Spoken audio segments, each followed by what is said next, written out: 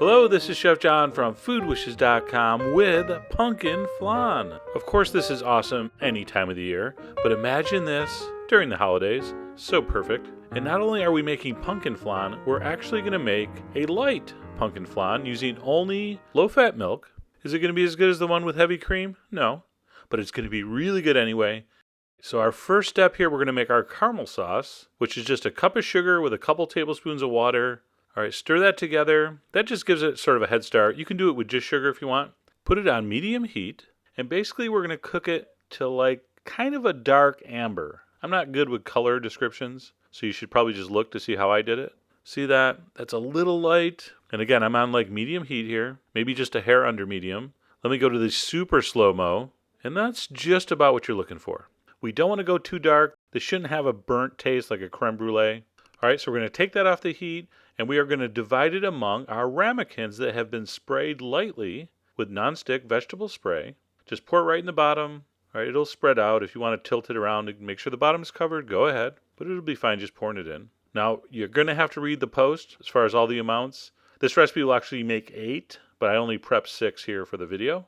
And you want to make sure you pour it in there kind of quick, because as you can hear, that stuff turns really hard when it cools. All right, so those are filled with sugar. Just set those aside. For the custard, we have 5 whole eggs, lots of cinnamon, some pumpkin pie spice, some allspice, some mace, some salt. Make sure you check Food Wishes for all the exact amounts, some sugar, and we're going to mix that up. By the way, one tip, pop your egg yolks, and it will mix easier. All right, so that's together. I'm also going to add 1 can of pure pumpkin puree. Now, God bless you if you're going to buy one of those little sugar pumpkins and roast it or cook it and make your own puree. You are better than me. All right, so if you do that, great. If you don't, no problem. It's perfect with canned pumpkin. But use some nice organic brand. All right, so once my pumpkin egg mixture is smooth and together, I'm going to heat some low-fat milk on medium-low heat. I don't want it to boil. I don't want it to simmer. I want it to almost simmer. So when you see little bubbles on the edge, all right, and you see steam, and you see the faintest bit of a film on top, turn it off. Now, I like a little vanilla in here, and you can certainly use extract, but I had a vanilla bean, a Tahitian vanilla bean. So I scraped out the seeds and threw the pod and the seeds in there into that hot milk, and just let it sit there for about 10 minutes, all right? And then what I'm going to do is strain the hot milk vanilla mixture into my bowl of pumpkin egg. And don't worry about it scrambling the eggs. It's not that hot.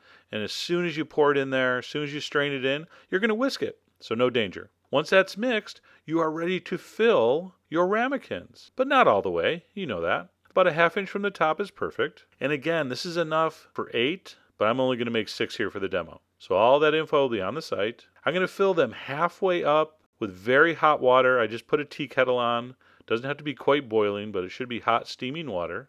I'm going to cover it with heavy-duty foil. Come on, do yourself a favor and get some heavy-duty foil. Why are you trying to piece together that little thin stuff? Come on.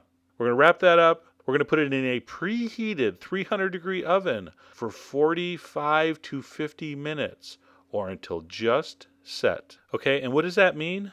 This is what it means. If I shake it with my tongs, it'll wiggle, it'll jiggle, but the middle won't look liquidy. Okay? That's pretty damn sexy, too. And another less provocative method for telling if it's set, if you stick in a thin knife, it will come out perfectly clean. So the tip of a paring knife, see that? That's done.